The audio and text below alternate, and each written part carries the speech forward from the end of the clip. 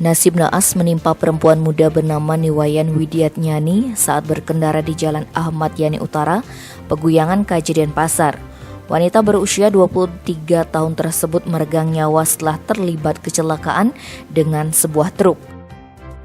Kasat Lantas Polresta Denpasar Kompol Niputu Utaryani menerangkan, peristiwa itu terjadi Rabu 1 Desember sekitar pukul 9.30. Korban mengendarai motor Honda Beat awalnya bergerak dari arah utara, sementara truk orange yang dikemudikan Ketut Garum melintas dari arah berlawanan.